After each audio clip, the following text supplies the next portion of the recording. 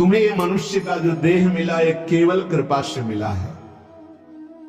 विशेष कृपा ये हो गई कि मनुष्य देह में तुम्हें सत्संग मिल गया। नहीं, कितने लोग हैं इस समय, कितने लोग सत्संग सुन रहे हैं? विचार करके देखो।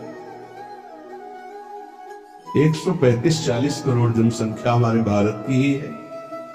कितने लोग हैं? 1500 लोग होंगे, 2000 होंगे। कितने लोग सुन रहे हैं? कितना अहोभाग्य है। इस समय हम भगवत चर्चा सुन रहे हैं यमुना जी के पावन पुलिन पे बैठकर। यही यमुना प्रवाहित होती थी। ये पुलिन है जहां आप बैठे हो, यमुना जी की धारा यही बहती थी परिक्रमा मार्ग में। काली दह में देखो सीढ़ियां बनी हुई, यहीं से यमुना जी, ये काली दह जो कुंड है ये यमुना जी का ही किनारे, जहां आप बैठे यमुना की धारा में। अब यमुना जी थोड़ा साइड में हो गई। हमें वृंदावन में प्रिया प्रीतम की महान कृपा भरे सत्संग सुनने को मिल रहा है। ये विशेष कृपा, इस पर भी विशेष कृपा कि हमारी बुद्धि भजन करने के लिए, सब कुछ त्यागने के लिए तैयार है। विशिष्ट कृपा, हमारी बुद्धि अब कह रहे कि छोड़ो सब कुछ, भजन में लगो, भजन में लगो। इस शुभ अवसर को हाथ से मत जाने देना, नहीं तो कृपा का अपमान करने वाला केवल पछताता ही पछताता है। ये अहेतुकी कृपा हो गई है। तुम बड़े भाग्यवान हो। अगर तुम्हारा मन श्री प्रिया प्रीतम के भजन में लग रहा है तो तुमसे बड़ा कोई राजा नहीं है। दुखी मत हो। और जिनका भजन में मन नहीं लगा, भोगों में लगे, उनसे बड़ा कोई कंगाल नहीं। चाहे कोई कितना भी बड़ा धनी जमींदार, चाहे जितना बड़ा पदाधिकारी हो, यदि भगवान से विमुख है, धर्म से विमुख है, अधर्माचरण करता है और खूब ऐश्वर्य वैभव, तो उससे बड़ा कोई भिखारी नहीं, क्योंकि हाथ में कुछ नहीं लगेगा पाप के सिवा। आज तुम्हारा वास कमजोर है, तुम्हारे खान पान की व्यवस्था कमजोर है, तुम्हारा कोई साथ नहीं दे रहा है, संपत्ति भी नहीं है, लेकिन तुम प्रिया प्रीतम का नाम जप कर रहे हो तो कह रहे तुमसे बड़ा कोई राजा नहीं। तुम बहुत बड़े धनी हो। देख लेना समय पर जब ये फसल अपना रंग दिखाएगी। भजन में तुम्हें कुछ त्याग करने के लिए हम नहीं कह रहे हैं। तुम जो काम करते हो धर्म पूर्वक करो, जो काम करते हो प्रभु को समर्पित कर दो और नाम जप करते रहो। शरीर को सेवा का साधन बना दो, मन को सुमिरन में लगा दो। आप देख लेना, अगर अहंकार नहीं करोगे तो तुम्हारा बेड़ा पार हो जाएगा। शरीर को सेवा में लगा दो, जो कर्म करते हो धर्म पूर्वक करो, उनको प्रभु को समर्पित कर दो और नाम जप करो। और अहंकार नहीं करोगे तो बहुत जल्दी तुम ज्ञान को प्राप्त हो जाओगे। तुम्हारे हृदय में ज्ञान प्रकाश हो जाएगा तो अहंकार नष्ट हो जाएगा। अहंकार नष्ट होते ही भगवत तत्व का बोध हो जाता है। देखो, तुम्हें कहीं भागने की जरूरत नहीं है। मन की दिशा जो भोगों की तरफ है उसे मोड़ करके प्रभु की तरफ लगानी है। तुम्हें जो ही प्रभु की तरफ अपने मन को, अपने मुख को मोड़ा तो बिना साधन किए करोड़ों जन्मों के पाप नष्ट हो जाते हैं। सन्मुख हो ही जीव मोहि जब ही, जन्म कोटि अघ नाशो तब ही। जे ही जीव भगवान के सन्मुख हुआ, मन को मोड़कर प्रभु की तरफ किया, राधा राधा, करोड़ों जन्मों के पाप नष्ट होने लगते। जिनका भोगों की ओर मन है, चिंता शोक भय दुख जन्म मृत्यु ये नहीं हटेगा। चाहे जितना रुपया जमा कर लो, चाहे जितना भोग भोग लो, चिंता शोक भय मृत्यु ये तुम्हें सताते रहेंगे। नरक के निंदनीय गर्त में तुम्हें गिरना पड़ेगा, महान दुख भोगना पड़ेगा। इसलिए तुम पर भगवान की कृपा हो गई है। मनुष्य शरीर, सत्संग, भजन की महिमा। अब आप अपने ऊपर कृपा कर लो कि भजन में मन को लगाओ। विश्वास करो, अपने को जो भजन में लगाता है मानो पग पग पर अपनी सुरक्षा कर रहा है, पग पग पर अपने को सुख की तरफ ले जा रहा है। और जो अपने मन इंद्रियों को भोगों में लगा रहा है तो पग पग पर अपने को फंसा रहा है, वो दुख भोगने की तरफ जा रहा है। देखो भगवत कृपा बरस रही है, सब तरफ से कृपा बरस रही है, तुम्हारे ऊपर अपार कृपा हो गई है। बस तुम इस कृपा का परिचय करो और इस कृपा के परिचय को प्राप्त करके डूब जाओ। हमारे ऊपर अपार कृपा श्री जी की भगवत प्राप्ति के लिए ये बहुत अनिवार्य है कि इस कृपा का आदर करो। जो जो आपके ऊपर कृपा हुई उसको वर्ण करो। कितनी कृपा। ये देखो वृंदावन में बैठ करके भगवत चर्चा, कथन, श्रवण, नाम कीर्तन, पद गायन, संत दर्शन, भगवत दर्शन, कितना सौभाग्य। जगत को सुधारने वाली बात भी अपने मन में मत लाओ। तुम ठेकेदार नहीं हो जगत के, पहले तुम सुधरो तब बात समझ में आएगी। तुम्हारा सुधार हुआ कि जगत को सुधारना नहीं, ये सब भगवत स्वरूप है। पहले तुम सुधरो। और प्राय ये होता है कि हम जगत सुधारने की बात, जहां थोड़ा परमार्थ बना तो हम दूसरों को सुधारने की बात सोचने लगते। पहले तत्व तक पहुंचो, पहले बोध प्राप्त करो, नहीं तो बीच में अगर पूरे सच्चे खिलाड़ी नहीं हो तो माया के पार्षद टांग मार के अपने पक्ष में गिरा लेंगे और तुम अपने पक्ष में पहुंच नहीं पाओगे। इस जगत को प्रभु स्वरूप समझो और अपने आप को प्रभु के चरणों में न्यौछावर करके चुपचाप दीन बन के अपने को छुपाते हुए दीन बंधु के सुमिरन में खो जाओ। जो थोड़ी भक्ति करके लोगों में परिचय बनाना शुरू कर देते हैं कि मैं भगत हूं, मैं अमुक अनुष्ठान कर रहा हूं, मैं अमुक अमुक साधना कर रहा हूं, बिकने लगते हैं। याद रखो वो प्रभु की प्राप्ति के पथ से बहुत ही भटक जाते हैं। प्रभु के प्रेम रंग को प्राप्त करने के लिए जब तक भगवत प्राप्ति ना हो जाए तब तक परिचय को छुपा के रखना चाहिए। अपना परिचय कोई न जान पावे कि मैं कौन हूं, क्या हूं, कैसा हूं। जितना तुम परिचय छुपाओगे अपना, उतना परिचय प्रभु अपना प्रकाशित कर देंगे आपके सामने। और जितना आप अपना परिचय बढ़ाओगे उतने प्रभु अपना परिचय छुपाते चले जाएंगे। सिद्धांत को समझ लो। जितना आपका परिचय छुपेगा उतने ही आप अपना परिचय प्रकाशित कर देंगे, और जितना आप अपना परिचय प्रकाशित करेंगे उतने आप अपना परिचय छुपा लेंगे। प्रभु याद रखो तुम्हारे ऊपर कृपा निरंतर बरस रही है। कृपा चारों तरफ से घेरे हुए है। कोई क्षण भी ऐसा ना जाए जिसमें तुम कृपा सिंधु प्रभु का विस्मरण कर। स्मरण परायण है, एक भी क्षण स्मरण के बिना ना जाए। कोई भी क्षण ऐसा नहीं जिसमें तुम विस्मरण करो। सावधान, तुम्हारे ऊपर अपार कृपा है, इसी जन्म में भगवत प्राप्ति कर लो। हम 40 वर्ष की स्मृति को देख करके कह रहे हैं, क्योंकि खास स्मृति जो जागृत हुई, बड़ा परिवर्तन। 40 वर्ष बड़ा परिवर्तन। आगे अगले जन्म में क्या हमको भजन करने के लिए अवसर मिलेगा पता नहीं, कितना विघ्न आ जाएगा।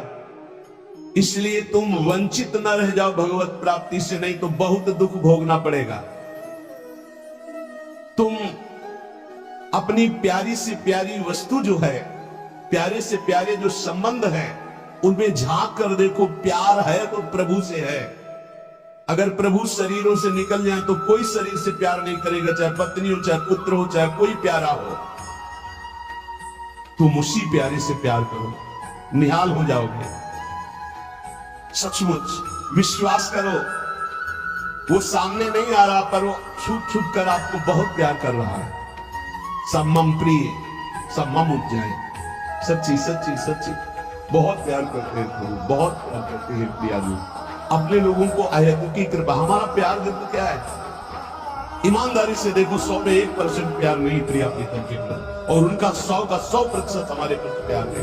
देख लो कहां हम कौन है, कैसे हैं, आज भी कैसे हैं, और उनकी कृपा कहां बैठा ले। क्या कर रही कृपा उनकी, कितना अमोघ। हम कर रहे हैं तो बुरा ही कर रहे हैं, और वो कर रहे हैं तो कृपा ही कृपा कर रहे हैं। हम सो न बिगाड़न को, तो सो न संवारन को, तो ही मोई परी होड़। जब ये बात हम देखते हैं तो रोना आता है। कहां उनकी अपार कृपा और कहां हमारी नीचता। वो अज्ञात रूप से आपको बहुत प्यार करते हुए हर समय आपको दुलार कर रहे हैं। वो तुम्हें कभी एक क्षण के लिए भी नहीं छोड़ते। तुम केवल निरंतर स्मरण करो तो तुम्हें दिखाई देगा कि उनका परम अभय कर कमल तुम्हारे सर पर रखा हुआ है। अब किसके आशीर्वाद की मांगने की जरूरत है? तो आप पूछेंगे कि यदि इतनी बात आप कह रहे हैं कि हमारे को चारों तरफ से भगवान की कृपा घेरे हुए है, हमारे ऊपर भगवान का अभय वरद हस्त है, तो फिर मैं जल क्यों रहा हूं? मेरे अंदर जलन क्यों है? हृदय क्यों नहीं शीतल हो जाता? दिन रात हृदय में शोक है, विषाद है, चिंता है, आग की तरह जल रहा है, चैन नहीं मिल रही है। ये क्या कृपा है आपकी? ये क्या आपका अभय वरद हस्त है? आप कह रहे हो सब पर कृपा है, तो मेरा तो हृदय जलता रहता है, मेरा तो हृदय विषाद, चिंता, शोक से युक्त रहता है। उत्तर ये है, ना आग है ना जलन है, तुम समझ नहीं पा रहे हो, तुम्हारी उल्टी सोच की जलन है, तुम्हारी उल्टी समझ के कारण ये जलन है। अगर समझ जाओगे तो निहाल हो जाओगे। तुम्हारी उल्टी चाल है, दुख की तरफ चल रहे हो, असत का चिंतन कर रहे हो, जो जलन है उसका चिंतन कर रहे हो, उसमें फंसे हो, इसलिए जल रहे हो। क्या होगा? इतनी संपत्ति से क्या होगा? इतना हो जाए तो आज तक कोई ऐसा मिला हो कि हाथ उठा के भगवान से कह दिया हो कि बस अब मत देना, संपत्ति हमारे लिए पर्याप्त है? कभी नहीं। 100 तो हजार, हजार तो लाख, लाख तो 10 लाख, 10 लाख तो करोड़, करोड़ से अरब, अरब से खरब, कितना मर जाओगे, एक चवन्नी तुम्हारे हाथ नहीं जाएगी, 25 पैसे हाथ नहीं जाएंगे। बस ये सोच तुम्हारी तुम्हें नरक ले जाएगी, तुम्हारी दुर्गति कर देगी। यही तुम्हारे जलन का कारण है। जलन का कारण भगवान नहीं है, जलन का कारण और कोई व्यक्ति नहीं है, जलन का कारण आपकी सोच है, आपका चिंतन है, आपका भाव है। इसी भाव को, जो मलिन भाव है, भगवत भाव में लगा दो, अभी आनंद में डूब जाओगे। आपका चिंतन। 2 ब्राह्मण बैठे हुए थे पास, एक भगत आया, उसने कहा हमें 2 ब्राह्मण भोजन कराने, आप चलेंगे? बोले हाँ हाँ। गए, अच्छे से भोजन पाया, बाहर निकले, 11-11 रुपया देके पैसे। तीसरा ब्राह्मण दूर खड़ा देख रहा था, तो एक ब्राह्मण मुस्कुरा रहा था, प्रसाद पा गया था, दूसरा जल रहा। तीसरे ब्राह्मण ने पूछा कि आप मुस्कुरा क्यों रहे? तुम यार, आज तो भोजन की भी व्यवस्था नहीं थी, भगवान ने कितनी कृपा की, भोजन भी मिला, 11 रुपया दक्षिणा मिली। दूसरे का आपका चेहरा उदास है, आप जलन से युक्त क्यों? अरे यार, हमने सोचा था 51 रुपया देगा, 11 दिया, 40 का तो घाटा हो गया ना, इसलिए चल रहा हूं। अब उसमें बोलो भगवान की क्या कमी है? भगवान ने दोनों को भोजन दिया, 11-11 दक्षिणा दी, उसका भाव उसको जला रहा है, उसका चिंतन उसको जला। एक खुश है कि भोजन भी मिला, 11 रुपया मिले, एक नाराज है, जल रहा है कि 51 तो देता, 40 का घाटा हो गया, हृदय में जल रहा है। ये जलन, ये शोक, ये चिंता, ये विषाद तुम्हारे चिंतन से है, तुम्हारी गलत दिशा से है, तुम्हारे गलत आचरणों से। भगवान की कृपा आप पर है, पर आप गलत दिशा जा रहे हैं, आप गलत चिंतन कर रहे हैं, आपका गलत भाव है, इसलिए आप शोक, विषाद, चिंता, भय आदि में है।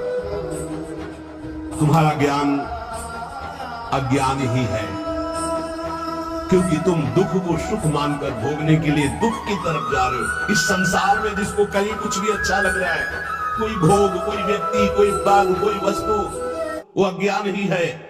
दुखालय शाश्वतम बोर्ड लगा दिया भगवान ने, यहां नाशवान सब कुछ है, जो कुछ भी आपके पास है, और सब दुख देने वाला है परिणाम में। परिणाम में, वर्तमान में तो तुम्हें सुखद लगेगा, लेकिन परिणाम में दुख देने वाला यहां सब कुछ है। जो दिखाई दे रहा है वो है नहीं, जो है वो दिखाई नहीं दे रहा, यही माया का कार्य है। इसलिए तुम्हारी सुख की कामना तुम्हें दुख दे रही है। तुम्हारे हृदय में जो ये भाव बैठ गया है कि हम रुपया से, पद से, भोगों से, नाना प्रकार की सामग्री अगर हम मन चाहे मिल जाए तो मैं सुखी हो जाऊं, कभी सुखी नहीं होगे। अगर मिल भी जाए तो कभी सुखी नहीं हो सकते, क्योंकि तब लगी कुशल न जीव को, सपने हो मन विश्राम, जब लगी भजत न राम को, शोक धाम तज काम। जब तक शोकों के धाम, कामनाओं का त्याग कर भगवान का भजन नहीं होगा, तब तक शांति नहीं मिल सकती, स्वप्न में भी मन को। ये जो सृष्टि दिख रही है, ये ऐसी है नहीं, ये अविद्या के कारण दिख रही है, ये ब्रह्म में है, ये भगवत स्वरूप है। भगवान गीता जी में कह रहे हैं, वासुदेवा शरणमिति, सा महात्मा सुदुर्लभा। जो महान आत्मा ऐसा देखता है कि साफ भगवान, केवल भगवान, पूरे के पूरे भगवान, मत्ता पर कर्मनान्यत किंचित अस्ति धनंजय, किंचन मात्र कुछ और नहीं, वो भगवान की कृपा से परमानंद में डूबता है।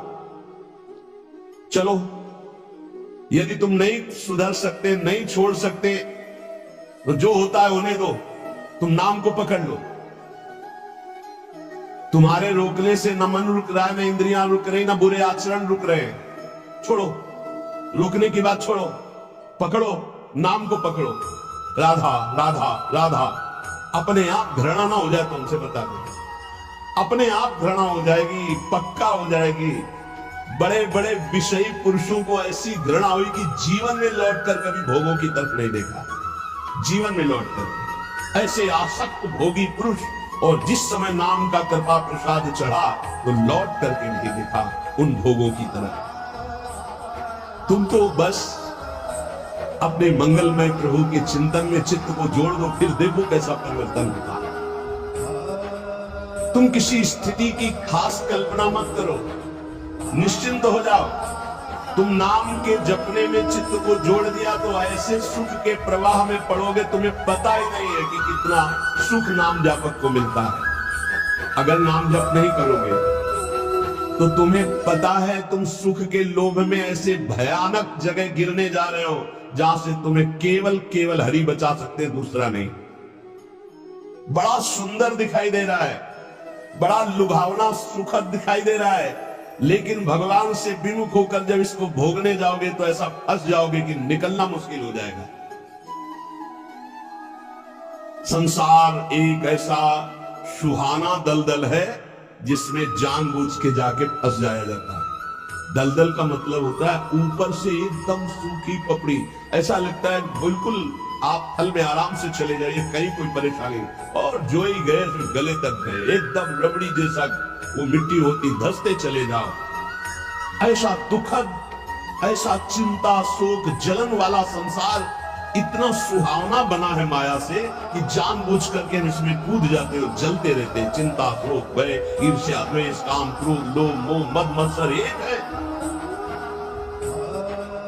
ये सब तुम्हें जला देंगे यदि नाम जप नहीं करोगे। इसीलिए हर प्रश्न का उत्तर नाम जप है, क्योंकि शाप का बल नाम में ही प्रकट होता है।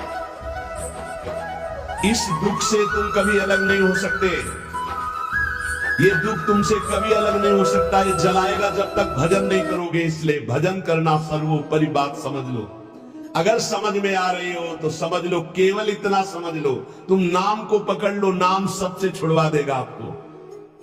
एक जन्म स्वांग ही कर लो भक्ति का, झूठा खेले साचा हो, झूठा शुरू कर दो। ये हमारा भाव तो नहीं बनता, हमारी भक्ति तो नहीं, पर कहा है तो राधा राधा शुरू करते हैं। झूठा खेले साचा हो, ये मार्ग ऐसा, झूठे से बोलो राम कृष्ण हरि तो आपका मंगल हो जाएगा। जे ही आप नाम जपना शुरू करते हैं तो खास बात क्या होती है कि आपके जीवन की बागडोर स्वयं श्री कृष्ण से पकड़ लेते हैं, जैसे अर्जुन के रथ की बागडोर पकड़ती। अब वो आनंद की ही तरफ ले जाएंगे, आपको दिखाई देगा, क्योंकि आपके नेत्र गलत है। जहां दुख है वहां आपको आनंद दिखाई दे रहा है, जहां आनंद है वहां आपको दुख दिखाई दे रहा है। तो अब श्री कृष्ण आपकी यात्रा आनंद की तरफ करेंगे तो हो सकता है आपके नेत्रों में दिखाई दे कि दुख ही दुख है भक्ति में, लेकिन वास्तविक आनंद का मार्ग भगवान के चरणारविंद तक है। अगर इनके चरणों तक नहीं पहुंचे तो आनंद कहीं नहीं। आप ब्रह्म स्तंभ पर्यंतम सर्वम मायामय। विश्वास करो भगवान सत्य है, विश्वास करो भगवान नित्य है, विश्वास करो भगवान सर्वत्र है। भगवान सर्वत्र है, विश्वास करो तो भय किससे? एक क्षण के लिए भी वे तुम्हें नहीं छोड़ते, हर समय तुम्हारे साथ रहते हैं। ये बात कब जानोगे? जब नाम जप करते हुए ये विश्वास करोगे। भगवान तुम्हें बहुत प्यार करते हैं, वो सर्वशक्तिमान है, बस तुम उनकी तरफ मुड़ो, वो इतना देखना चाहते हैं। जो ही मुड़े तो सारी शक्ति लगाकर तुम्हारा कल्याण कर देंगे, और वो अपार शक्तिशाली है, फिर कोई आपको डिगा नहीं सकता, गिरा नहीं सकता। हम पुकारते नहीं हैं उनको। एक बालक विद्यालय की तरफ जा रहा था तो छोटा सकरा मार्ग था, तो एक पहाड़ के टुकड़ा करके गिरा, तो निकलने के लिए पूरी ताकत लगा के उठाया, फिर भी नहीं, फिर और ताकत लगाया, नहीं उठा, फिर पूरी ताकत लगाया, नहीं उठा, निराश होकर बैठ गया। उसका पिता देख रहा था, तेरी अभी पूरी ताकत नहीं लगी, तू मेरा बच्चा है, तेरी पूरी ताकत तो मैं हूं, मुझे पुकार। और आया और उठा कर बाहर फेंक दिया। बस हमें यही कमी है, हम बार बार माया से परास्त होकर हार कर बैठ जाते हैं, लेकिन अपने पिता को नहीं पुकारते। हमारे पिता सम्मम प्री सम्मम उपजाए प्रभु है, हमारा पूरा बल प्रभु है। अगर हम अपने प्रभु को पुकारें आर्त भाव से, तो कोई भी माया का ऐसा रोड़ा नहीं है जो हमारे मार्ग में बाधा पहुंचा सके। विश्वास करो, भगवान सत्य संकल्प है।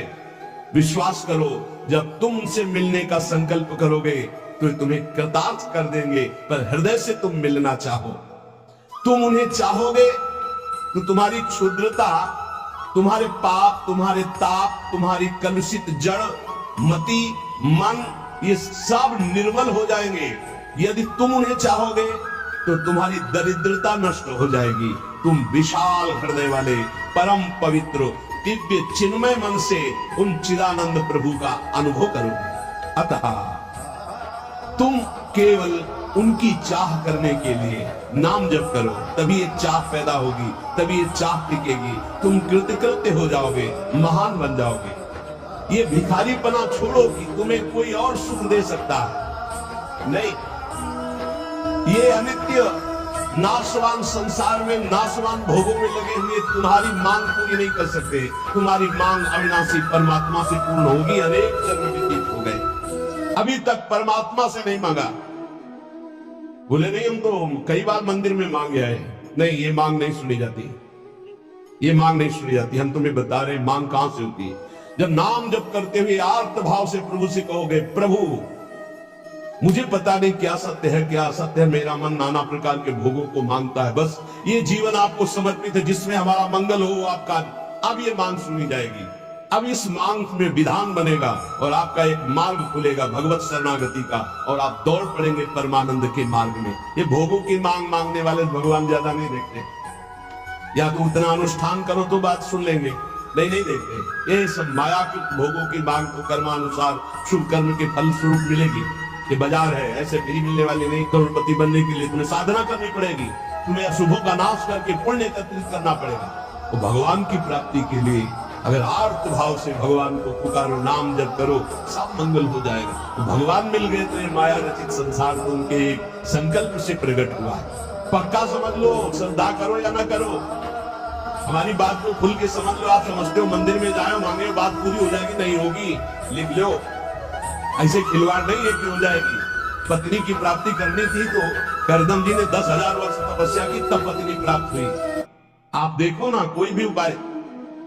जब पुत्र नहीं हो रहा था दशरथ जी के, तो वशिष्ठ जी के यहाँ जाकर के प्रार्थना की, महाराज पूरी अयोध्या सुनी सुनी लग रही, बिना संतान के वाके चक्रवर्ती सम्राट पर बैठने वाला कोई अधिकारी नहीं दिखाई दे रहा।